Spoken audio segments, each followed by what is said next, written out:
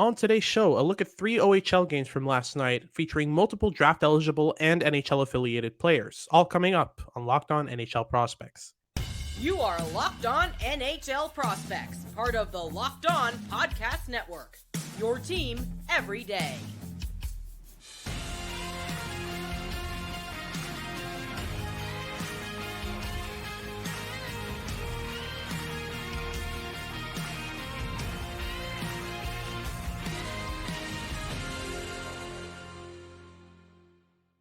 Hello, and welcome back to Locked On NHL Prospects, part of the Locked On Podcast Network, your team every day. On this podcast, I break down everything prospects related for you 5 days a week, Monday to Friday. I'm Hattie Kalikesh. I'm a scout and prospect analyst across multiple platforms, including this one. And I've got a good show for you today. So I'll be taking you through 3 of the 5 OHL games that were played last night. In the Ontario Hockey League. First, we'll be taking a look at the Kitchener Rangers versus the Peterborough Petes. Then we'll take on the Windsor Spitfires win over the Ottawa 67s. And then finally, we'll look at the Barrie Colts versus the Saginaw Spirit.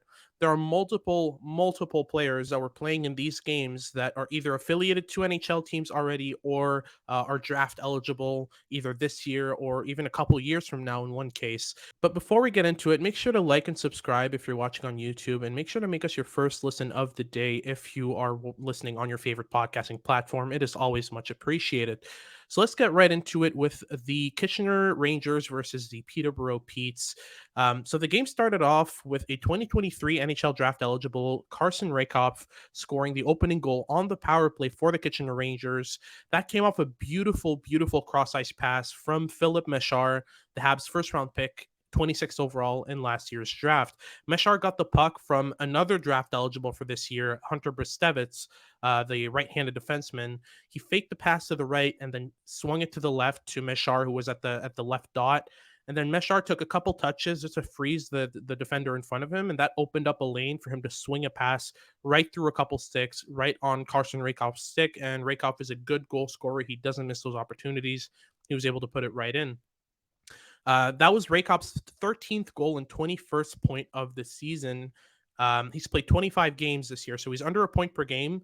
And also the secondary assist on that play by Hunter Brzustewicz, that was also his 21st point in 25 games. So he and Rakoff are at the same point per game pace. One's a forward, one's a defenseman. The difference, though, is that Hunter Brzustewicz only has 1 goal and Rakoff has 13. Brzustewicz is an assist machine. I've talked about him before as being a good play driver, good playmaker off his stick. It works really well for him. Then an undrafted 20-year-old Reed Vlad made it 2-0 for the Rangers. That was an unassisted goal. But then a couple minutes later, Filip Mesar was right back at it. He received a pass at the offensive blue line, skated it in. He absorbed a hit, and then off balance, he was able to hook a pass right into the path of Roman Schmidt, who is a Tampa Bay drafted prospect. And Schmidt, even as a right-handed defensive defenseman, he was able to walk right in, take a clean shot, and that was Mesar's second primary assist in under 20 minutes of play for the Kitchener Rangers. That was Mesar's 12th assist and 20th point of the year in only 16 games played for the Rangers. So he played very well in that game. Then at the end of the second period, the Rangers' second wave of the power play got a goal after the Vancouver sixth-round pick in 2021, Connor Lockhart, took a 5-minute major for the Peterborough Petes for a slew foot. So it was a 5-minute misconduct and a game penalty. And Reed Vlad again assisted this time by Trent Swick, a 6'6" overager who now has 10 points in 17 games this season. He might be worth a late round snag in the 2023 draft. And the other assist went to the Ottawa Senators prospect defenseman Thomas Hamara, was their third round pick, 87th overall in 2022. That was his 11th point of the season in his 23rd game of the season. So his production hasn't been up to par, but he played decently in this game, not well enough to be one of the players I wanted to highlight at the end of this. But then the Peterborough Petes started chugging. They created a lot of momentum, started building up some pressure in the offensive zone, got a couple power plays.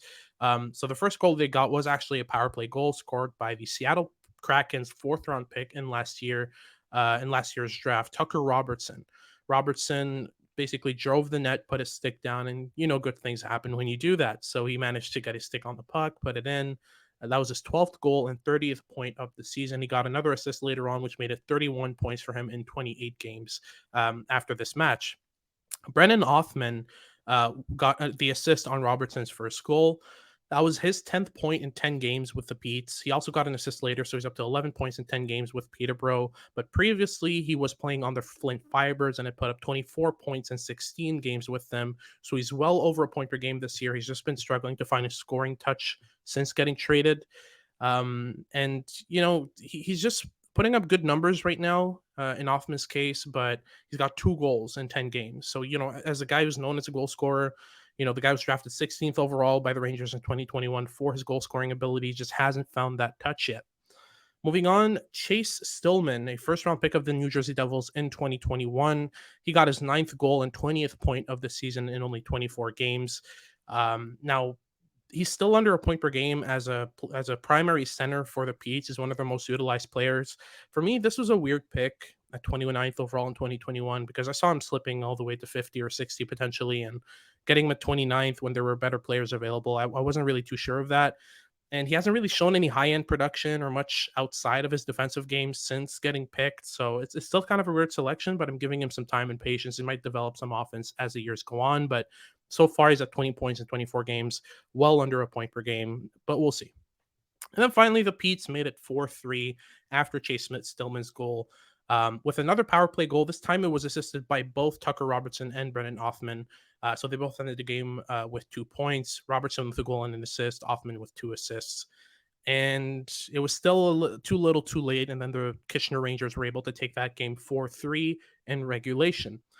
So for the players of interest for this game, first and foremost for the Kitchener Rangers, we'll start it off with Filip Mesar. Mesar had 2 great primary assists to start off the scoring for the Rangers on 2 of the first 3 goals scored by them in the first period. Played really, really good hockey in terms of playmaking, driving play in transition and overall making good decisions when carrying the puck up the ice. He still needs to add some weight and make sure that he's not easily movable from pucks because I saw him lose a lot of board battles or get pushed off in possession of the puck. So just working those things out of his game slowly by hitting the gym more and adding some weight on his frame would be great. Then another player of interest that I wanted to mention, Francesco Pinelli, the second round pick in 2021 of the Los Angeles Kings. He didn't get a single point in this game, but he was probably the best player. He was extremely smart, making really good decisions on the puck, driving play through his playmaking, attacking players head on, then moving out in order to draw them towards him and open up some lanes. He was just very, very smart in his application of his skills, but he just wasn't able to connect with teammates that were able to put it in the net. Then moving on, we've got Hunter Brzustewicz, the 2023 draft eligible. I think he was very, very impressive in this game. I really liked his playmaking, his offensive vision, but especially he showed some really good flashes of defensive play. It wasn't consistent. He was still sometimes getting beat wide or missing his assignments. But overall, I saw Brzustewicz take a lot of very good decisions on the puck and off the puck. And keeping up with forward checkers and rushing forwards decently well. So this was a good game for him, also away from the puck, which is a point of contention with him. Still something he needs to work into his game more consistently, but I was impressed with that from him. And then finally, I wanted to mention the netminder for the Kitchener Rangers, Marcus Vandenberg. He had 43 saves on 46 shots in this game, a .935 save percentage. That puts him for that puts him on .917 as a save percentage on the season through 8 games for the Kitchener Rangers. He's draft eligible in 2023. He's not the tallest, but he's extremely quick in terms of his thinking and in terms of his movements. I really liked what I saw from him in this game, so he would probably be worth a shot for me in the later rounds of the 2023 draft. I know that a lot of teams don't really go for the shorter netminders, but he probably would be a very good bet. If you're betting on a small netminder, I think he would probably be the first one in mind because I really, really liked what I saw from him in terms of athleticism, movement, awareness, anticipation of play. It was really impressive from him. And then finally, we'll end it with the players of interest for the Peterborough Petes. So the first one I wanted to mention was Brennan Othmann. He has been focusing more on his playmaking since getting traded from the Flint Firebirds to the Petes. And still needs to find that scoring touch, but I really liked what I saw from him in terms of playmaking and the way that he uses his shot as a threat in order to open up passing lanes.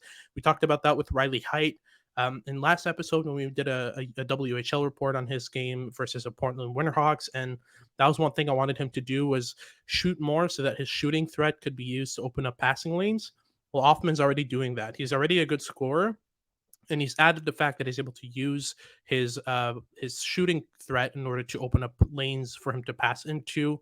That's been pretty good in terms of an addition into his game. And then Tucker Robertson is the other player of interest I wanted to mention for the Petes. He's been going to dangerous areas consistently, driving the net, doing all the right things off the puck. I think this was a really, really smart addition from the Seattle Kraken in the fourth round at 123rd overall. So that's it for our first game between the Kitchener Rangers and the Peterborough Petes. Now we're going to get into the second game of the day between the Ottawa 67s and the Windsor Spitfires right after these messages. Do you like betting? BetOnline.net is your number one source for any wager that interests you. From the NFL to the NBA to the MLB, and even NCAA football, UFC, golf, anything you like, they have you covered. You can find all the latest player developments, team matchups, news, podcasts, and in depth analysis on every game on their website or app. They're, of course, a great source for all of your sports wagering information with live betting so you can keep up with bets as they unfold. They've got up to the minute scores for every sport out there. They're the fastest and easiest way to check in on all of your favorite games and events. Head to the website today or use your mobile device to learn more. Bet online, where the game starts. All right, so moving on to game number 2 between the Ottawa 67s and the Windsor Spitfires in terms of our OHL game reports. So, for starters, the Spitfires scored 3 goals to start the first period. So they hit the ice running. There was one goal by Ethan Miedema, who was a 2023 NHL draft eligible. He really impressed me in this game. He's not the fastest, not the strongest, but he's a really quick thinker with a good release and soft hands. So that was his 23rd point in 24 games. I start to think about him around the third or fourth round. I really liked what I saw in his game.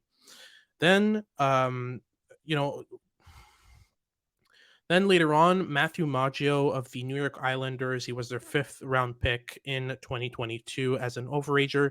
He scored the third goal for the Spitfires while shorthanded. He was really good as well. I really liked what I saw from him. He was involved in multiple situations, offensively, defensively. He was scoring goals, making plays, defending, getting shots on net. That was his 13th goal and 32nd point of the year in only his 24th game, which isn't bad at all for a fifth round pick. Yes, he was an overager, but he was still putting up good numbers last year. So I've really liked what I've seen from him in this game. So after the Spitfires scored 3 in a row, Vinzenz Rohrer, before the end of the first period, he tipped a shot from the point by Luca Pinelli, 2023 NHL draft eligible. Rohrer, in his case, is a third round pick of the Montreal Canadiens in the 2022 draft. So Pinelli shoots it on net, Rohrer tips it in. That was Rohrer's 10th goal and 30th point of the season in 24 games played, while Luca Pinelli picked up his 19th assist and 32nd point of the year in only 26 games played. So in Pinelli's case, great production for players of his age. As a draft eligible, he's over a point per game on a very solid team, playing on their first line and actually driving plays, not being carried by his teammates. So that's pretty impressive of him. But then the Spitfires quickly made it 4-1 shortly after that, on a goal assisted by Matt Maggio of the New York Islanders. And then early in the third period, Tyler Boucher, the 10th overall pick of the Senators in 2021, scored to make it 4-2. He picked up a puck in the defensive zone, skated it all the way into the offensive zone, and then ripped a hard shot over the shoulder of the netminder of the Windsor Spitfires. That was his 9th goal and 15th point of the season in 16 games. Now, Boucher being below point per game as a top 10 player in the 2021 draft isn't too impressive, but I've liked his goal scoring touch. And I'll talk about it later on in terms of his assessment at the end of this. But yeah, it was a decent game for him. Then there was a goal on each side before the end of the game, and really that was that. The game ended in a 5-3 score. So for the players of interest on each side, for the Ottawa Senators, obviously Luca Pinelli had a great game. He made smart plays all over the ice, which is typical of him at this point. I think he really works well with Vinzenz Rohrer on that first line. The two of them work off each other really well. Rohrer's a type to bang and crash in corners, create loose pucks, dig him out himself, and make a play to the middle.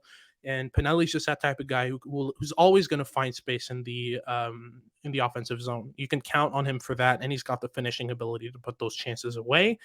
And on top of that, when the opposite happens and Rohr's, banging, crashing in front of the net, looking for space, Pinelli's smart enough to put shots on net in great areas for him to pick him up and do something with him. So both of them have very complementary playing styles, and it's been helping them a lot this year.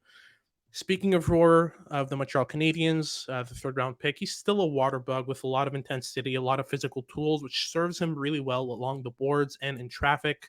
And that really showed in this game. That's what helped him get his goal. So just a very impressive game. Pretty typical of those two. Um, then Tyler Boucher for me had a really, really good game. He stayed out of the penalty box in a very physical game in which there were two fights and a couple of hard hits. He scored a goal. Staying out of the penalty box and scoring goals are the two things I really want from Tyler Boucher. So that's a win for me in terms of this game. And then finally, I wanted to mention Jack Mateer, the fourth round pick in 2021 of the Nashville Predators. He took a penalty. He wasn't really impressive defensively in this game. I don't think this was a really good game for him, but he's got a chance to sort of catch up and create some hype around him with this World Junior Championship that he's heading into. Is one of the players named to the preliminary roster for World Juniors camp. So he has a chance to raise his stock among the National Predators prospects. So I would expect him to put up a good performance. He's going to be one of the older players in that roster, but he's mainly a defensive player, mainly a physical defender. So I wouldn't expect too much out of him offensively at these World Junior Championships. Then moving on to the Windsor Spitfires and their players of interest, I wanted to mention, of course, Matt Maggio, who was probably the best player on their team. The Islanders prospect has really been doing it all for the Spitfires this season. He does lack that acceleration gear that's kind of needed at the pro level, but he's been a really good junior scorer. He's been really doing everything, scoring goals, making plays, making passes, smart passes through lanes, and especially working defensively really well. He's 5'11", 185 pounds, so not the tallest, but pretty stocky for his build. And he should make it work at the next level one way or another. I'm sure he's going to find his niche and be a good bottom six producer. And then finally, Ethan Miedema, for me, was sort of the highlight of this game. As a 2023 draft eligible, he was smart, he was proactive with the puck, he was making good decisions all over the ice, and he got a goal. For me, that was a really, really great game from Matt Maggio. That's going to be it for our second game. Now we're going to be moving into our third game of the day between the Saginaw Spirit and the Barrie Colts right after these messages. All right, so for our final game of the day, I wanted to highlight a 5-2 win by the Barrie Colts over the Saginaw Spirit. Now, Barrie scored 8 minutes in to make it 1-0. Beau Jelsma got a secondary assist on that goal. Beau Jelsma, if you don't know, I've talked about him already. He was in my top 100 in his draft year last season. He's a re-entry for this year's draft. So he got a secondary assist on that goal to start it off. Quickly after that, Michael Misa, who's only eligible for the NHL draft in 2025, he made a great run for the offensive zone. Hunter Haight, a Minnesota second-round pick in 2022, who, by the way, was traded this year from Barrie to the Saginaw Spirit. He does a great job of delaying to find him at the offensive blue line. And then Misa just walks in and just wires a shot for his 16th goal of the season. Michael Misa is an exceptional status forward. He's playing in the OHL as a 15-year-old. He's got 31 points in 22 games on the season for the Saginaw Spirit as a 15-year-old. He's leading the whole team in goals by a whole 3. It's insane production from him. So I've been really, really impressed with this game. But then Barrie gets back on the score sheet a couple minutes later, and it's 2-1 heading into the first intermission. The second period starts, and almost immediately, Ethan Cardwell of the Barrie Colts scores. He walks right in, fires a shot, works out for him. And then barely a minute later, Beau Jelsma scores for his second point of the game to make it 4-1 Barrie. So the game ran away from the Saginaw Spirit pretty quickly. Later on in the second period, though, Hunter Haight scores for his second point of the game, and it's 4-2. The Saginaw Spirit tried to hang on, get something done in the third period, but Evan Vierling, the fifth-round pick in 2020 by the New York Rangers, scores for his 27th point in 19 games in an empty net to make it 5-2 Barrie, and that game is over. So, for our players of interest on each side, let's start with the Saginaw Spirit. In their case, I just really need to start with Michael Misa. This kid is, without a doubt, the best prospect of the 2025 NHL draft. He's scoring at a ridiculous pace right now for a team that doesn't have the firepower that others do. He's been driving the bus, creating offense himself. He's got a ridiculously good shot. He's ridiculously smart and skilled. He's quick on his edges. There's just so much to like about Michael Misa's game, and to be able to do what he's doing right now as a 15-year-old playing for a middling team in Saginaw, he's only going to be drafted in 2025. That's 3 drafts from now. And the fact that he's doing this at such a young age and producing this well, it is related to his size. He's already pretty bulky and tall at his age, at 15, but it's just outstanding to see the amount of skill and the amount of understanding in the offensive zone that he has. He's just so aware, so intelligent with his movement. The goal that he scored, it doesn't happen if he doesn't take that exact route, because he cut behind a defender. He left his side. He was skating through the middle while Hunter Haight was on the left side. He left his side and started skating behind the defender. That let Hunter Haight just take a step back, take a couple touches, and then sort of feather a pass through the defender right on Misa's stick. And then he had an open lane for the goal. He had a player, catching up to him, trying to close the gap between him and Misa on the left side of the ice, but Misa had already taken the right route and had already created enough separation that he was able to utilize his shot really well, and wire a puck in pretty easily. Then other players for the Saginaw Spirit, there are a couple. First and foremost, I wanted to mention Pavel Mintyukov, the 10th overall pick in the 2022 NHL draft by the Anaheim Ducks. He's still crazy. Don't get me wrong. He's still got that tendency to just skate everywhere and be a rover, but he's also crazy good. He makes a lot of really, really good plays.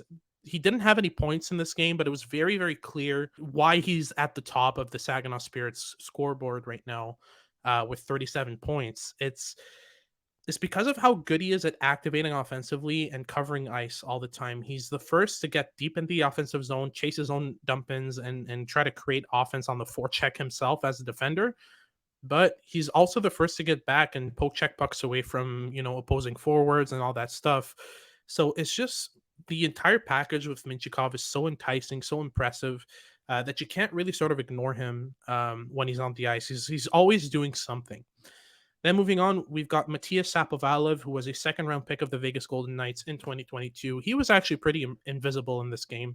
He didn't really do much. He kind of skated around a bit aimlessly, didn't contribute on either special teams, didn't get much ice time either. I just felt like he was out of this one. And yeah, I was kind of disappointed because I was really high on Matthias Sapovalev in his draft here. I had him as a sort of fringe first rounder.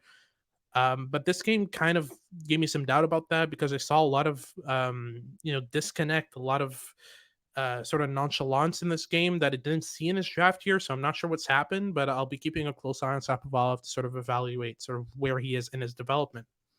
And then finally, I wanted to mention Hunter Haight, of course.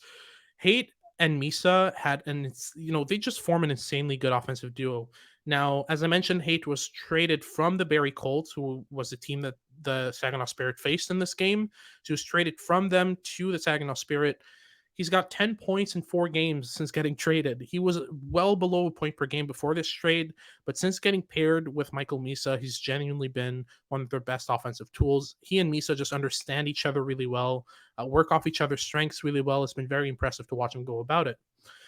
So that's for the players of interest for the Saginaw Spirit. Now moving on to the Barrie Colts. The first one I wanted to mention was Anson Thornton because he's a very, very interesting case. He went undrafted last year, and he actually signed an entry-level contract with the Arizona Coyotes after a really impressive training camp that he had with them this year. And all of that happened before he even played a single OHL game. I mean, to get an NHL contract before even playing a single OHL game, that is extremely rare. I don't think that's even ever happened. So that was extremely impressive. He was also the first OHL under 18 player from his class from his draft class to get an NHL contract. So he played amazingly for them in this game for the Barrie Colts. He saved 45 of 47 shots. He made some 10 bell saves, and he was a first star of this game. Then we move on to Ethan Cardwell, a prospect of the San Jose Sharks, one of their 4th-round picks. He scored a goal. He looked really pacey and intense throughout this game. And on top of that, he's really improved his transition game since his draft year. So that was really fun to see in his case. Moving on to Beau, again, a player I had in my top 100 in last year's draft, and he didn't get drafted.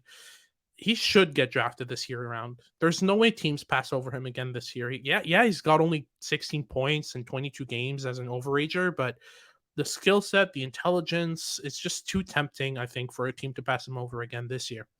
Then we move on to a 2023 NHL draft eligible in Beau. He was bumped up to an A grade prospect by NHL Central Scouting, and I do see why now after this game. He didn't get any points, but he was really impressive, especially defensively. I like the way that he kept up with rushes, that he sort of angled forwards to the outside, forced them out of the middle of the ice, and he scanned a lot on retrievals. He was keeping his head on a swivel and sort of making a mental map of his surroundings as he was going to get the puck to sort of know what his next move would be. So that was really impressive from him as well.